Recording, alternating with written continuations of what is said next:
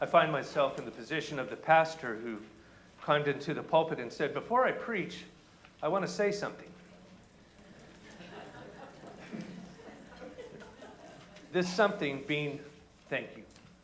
Thank you to St. Andrew's Lutheran Church. I don't know if all of you are aware of it, but I am quite aware that a check shows up in our mailbox about once a month with a gift from this congregation. And that gift does so much for us. There's a lot of different ways I could describe how gifts we receive are used, but one of the ways that's most telling and probably important for us is that we are able to provide a lunch every Monday for students at Texas State University. They are rich beyond all measure. They're college students. They're getting an education. But sometimes those rich students are broke, absolutely out of money. Because once the rent's due and books and tuition are paid, there's not always a lot left. And food is the one thing that goes by the wayside. Food insecurity is a real thing at our school and at many schools. So thank you for helping alleviate that problem and for feeding people in Jesus' name. It is deeply appreciated. I also find myself wanting to say something about the time in which I am here. It is a stewardship season, as it is often in churches, and I'm mindful of that, having served in a parish for some 20 years. We don't run stewardship campaigns with college students.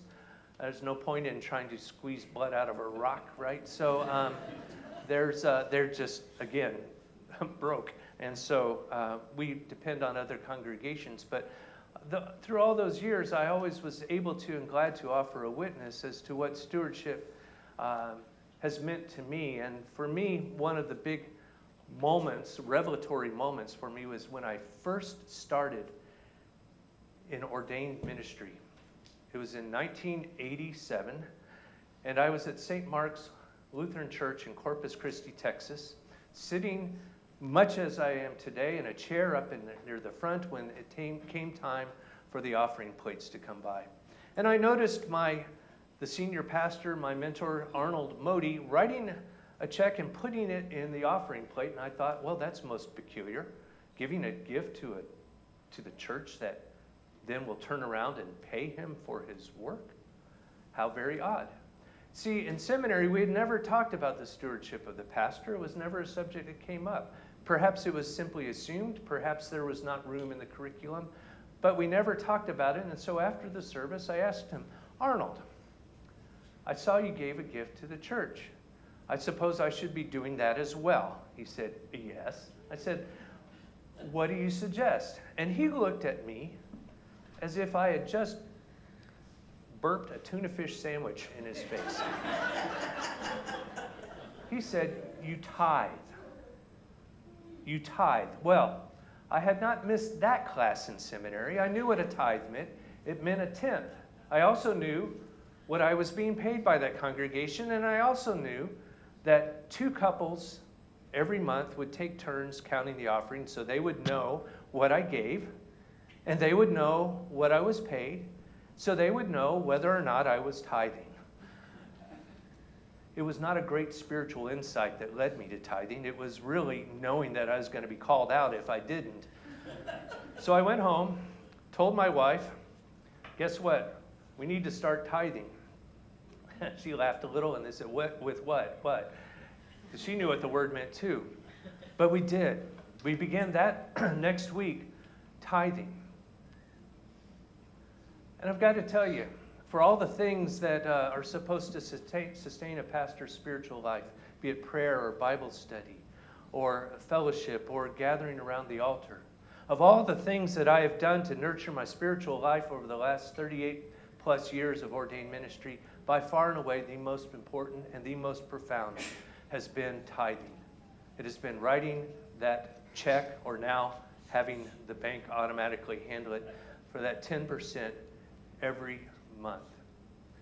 Why? I think because 10% represents a significant amount. There's no getting around it. It matters. It's a chunk. And yet in giving that 10%, I have been freed from its hold on me By letting go of my possessions, they no longer possess me. By entrusting God with that 10%, I am set free to truly appreciate the other 90% with which I am able to live and enjoy life. You know, maybe along the way I might have had another flat screen TV or two if I didn't, but the joy of being able to help in mission and ministry, be in the congregations I served then or now in the campus ministry, has meant far more to me than anything I could have ever had from saving that tithe. And so, if you're looking for a great spiritual adventure, I commend to you that spiritual practice. It has changed me in more ways than I can name. Now, perhaps 10% sounds too daunting, and if it is, okay.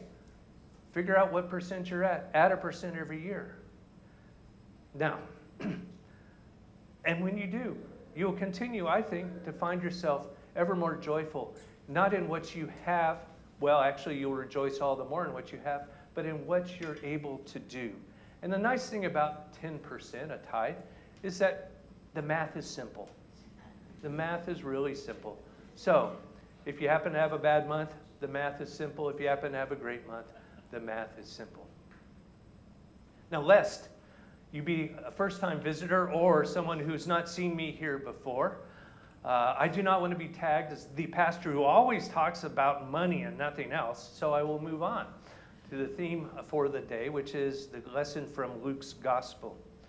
And I want to begin, yes, now I'm finally beginning, with a question and a time for you to think about this. This is often how we start our worship service or our sermons at Texas State University with the students, with a question for them to talk about. What are you most thankful for this morning? What are you most thankful for this morning? What's deep down something for which you are truly grateful? It's probably a someone as much as a something. I'm going to guess it's a someone or someones as much as a something. And then the next question, have you said thank you? Well, for what? Well, for just being you. Who are you grateful for? And have you said thank you? I wonder, maybe if we're better about recognizing our own slowness sometimes and saying thank you, we wouldn't be so hard in judging the 9 lepers in today's gospel reading. And I know you are. I am a little hard on them. Jesus was. I mean, don't they have any manners? Can't they stop long enough to say thank you? Can't we? I don't mean thank you as in, thank you for calling technical services. How may I help you? You don't need to thank me for calling technical services. Who else am I supposed to call? Now, I may thank you if you fix my computer, but that earlier kind of thank you is just wasted air. I mean thank you, the kind of thank you that is heartfelt, that is real, that matters. And I think that if we were a little more honest about who we are, we might just be a little more grateful. If we were honest and admitted that there's a bit more leper about us than meets the eye, then we might be more grateful. A bit about lepers, the biblical kind.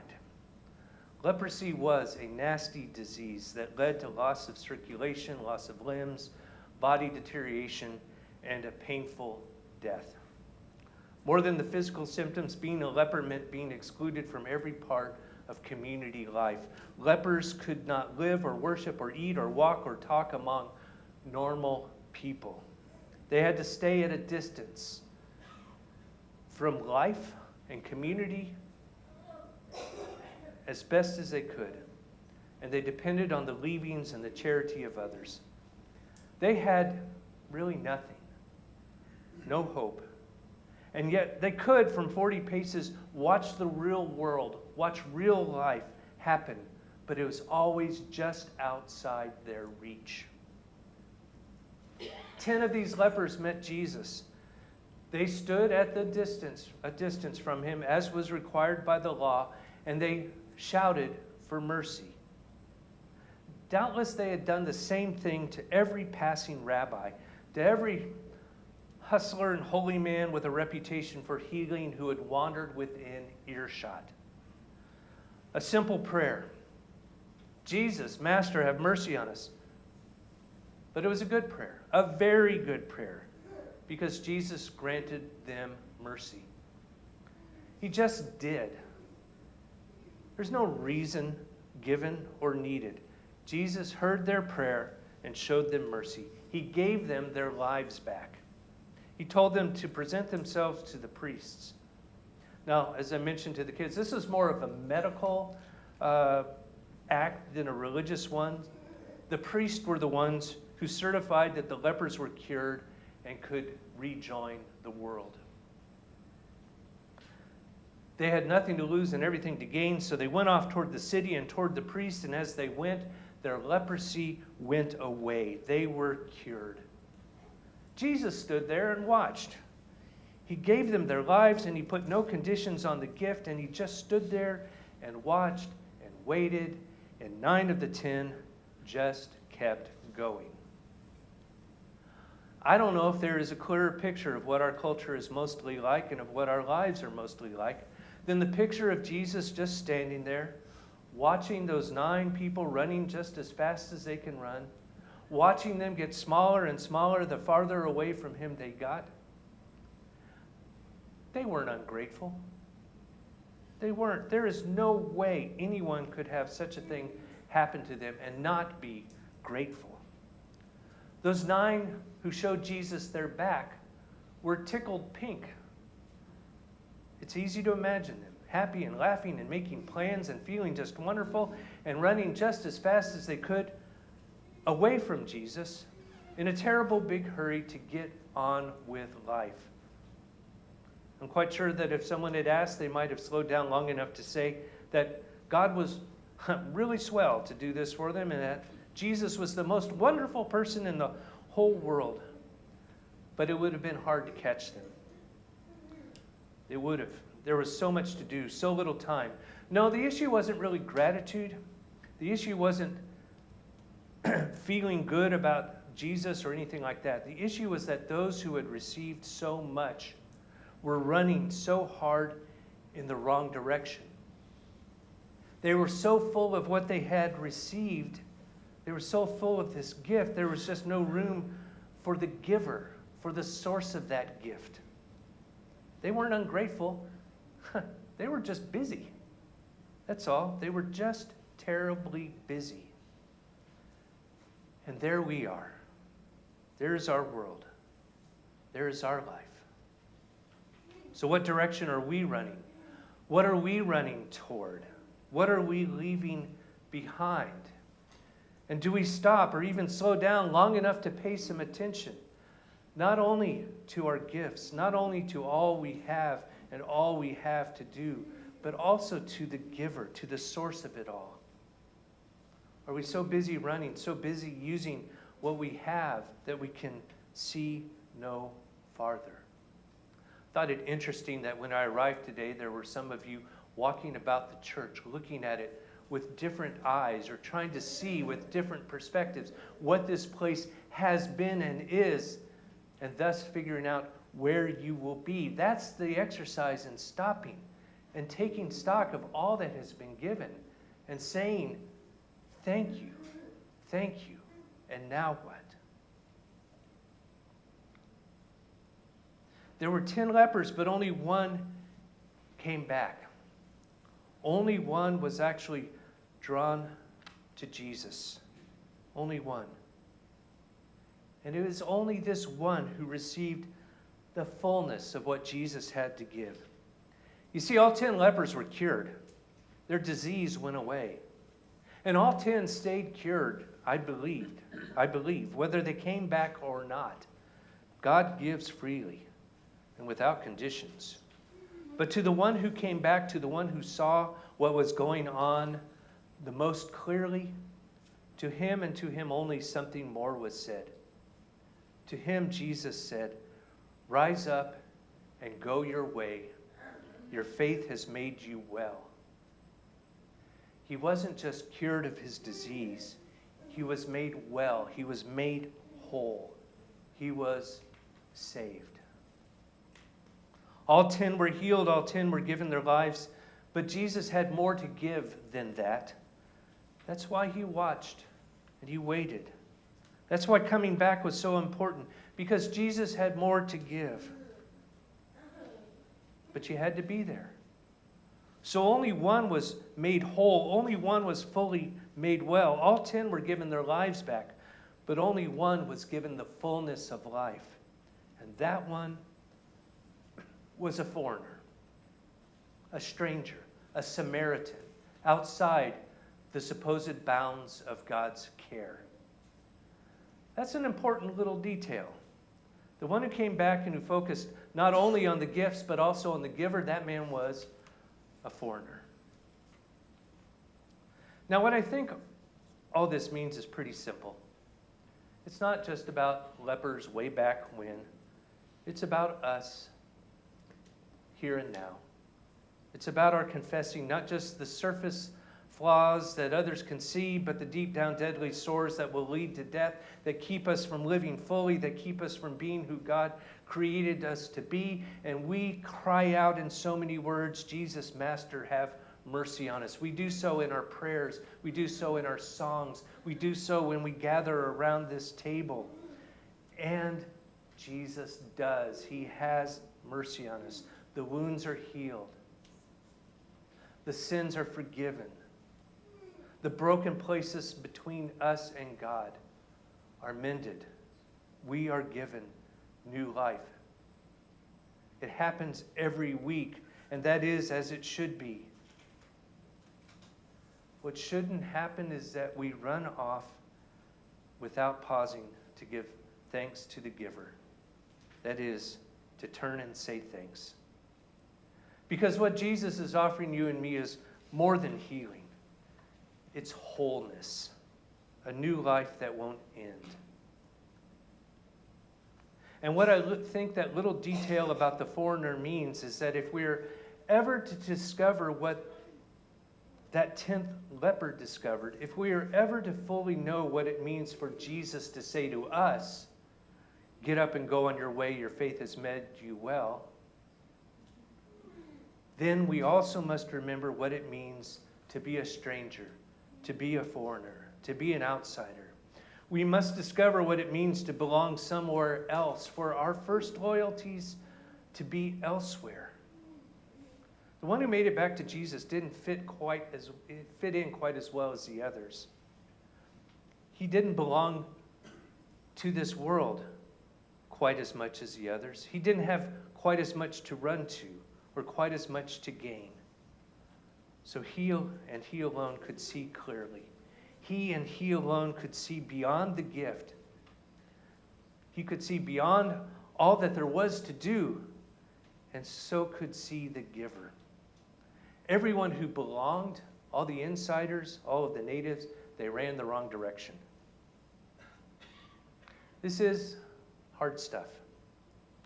It's hard to imagine what it might mean to be an outsider, an alien, to stand one step removed from everything that makes us run so fast and so hard. But remember this, no matter how long you may have belonged to this congregation or been a Lutheran or a Christian or whatever label you might put, no matter how long it has been, we are all, in the most profound sense, foreigners and aliens in this land. You see, we're made for a different kingdom, and this is not our final home. You are citizens of God's kingdom, so your values, your hope, your purposes, your dreams are different. You have been healed by the life, death, and resurrection of Jesus. That healing is yours, no questions asked. All that is left is to say thanks. Thanks be to God. Thanks be to God. And before many more days go by, thanks to those for whom you said at the start of this sermon, that you are grateful. Don't forget to tell them. Amen.